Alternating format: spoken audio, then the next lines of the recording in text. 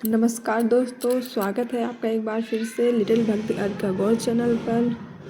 जय श्री कृष्ण सभी को। मैं आपके सामने फिर एक नया उपाय लाई हूँ जो कि आज है 31 दिसंबर और आज है पितृदा एकादशी। पंचांग के अनुसार पौष महीने के शुक्ल पक्ष की एकादशी तिथि की शुरुआत वैसे 30 दिसंबर से सुबह 7:50 पर होगी। वहीं इसका समापन अगले दिन यानी 31 दिसंबर को सुबह 5 बजे हो जाएगा। इसके चलते पुत्रदा एकादशी तिथि बहुत महत्वपूर्ण मानी जाती है। इस दिन भगवान विष्णु और माता लक्ष्मी का पूजन करने का विधान है। मान्यता है कि जो व्यक्ति विधि विधान से एकादशी की पूजा व्रत करता है उसके जीवन में सुख शांति बनी रहती है और सभी तरह के संकट भी दूर हो जाते हैं। पंचांग के अनुसार फिलहाल पौष महीना चल रहा है और इस माह के शुक्ल पक्ष की एकादशी तिथि पर कुछ बहुत ही सरल उपाय हैं जो मैं आपको बताने जा रही हूँ। अगर इस दिन हम आपको ऐसे 3 उपाय बताएंगे जिन्हें पुत्र एकादशी पर करके आप भगवान विष्णु को प्रसन्न कर सकते हैं। साथ ही आपके जीवन में जो आ रही हैं परेशानियां और संकट भी दूर हो जाएंगे।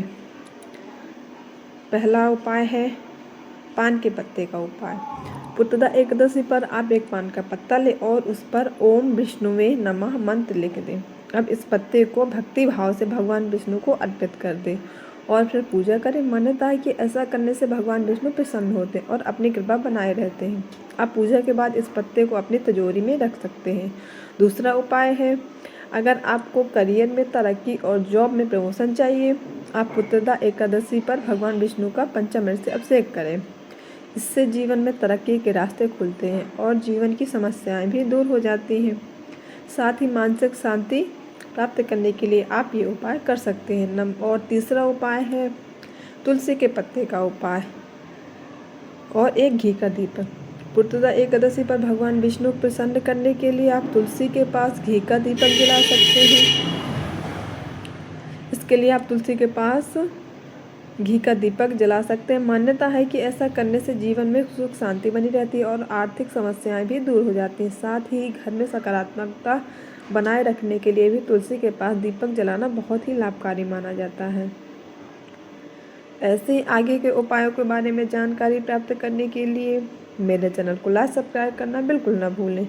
और पुत्रदा एकादशी पर एक मैं आपको विशेष उपाय बताना चाहती हूँ। अगर जिसके संतान नहीं है या फिर जिनके पुत्र नहीं हैं तो उसके लिए आप क्या कर सकते हैं कि सुबह आप उठें, स्नान करें और भगवान के सामने जैसे आप पूजा करते हैं, पूजा करने के बाद अगर आपके पास अपनी ही शादी का एक दुपट्टा है तो एक धागा लें, उसमें 108 गांठ लगाएं और भगवान खाटू श्याम बाबा के नाम से जो आपने धागे में गांठ लगाई है वह अपने शादी के दुपट्टे में रख के भगवान के सामने वह दुपट्टा रखे रहें।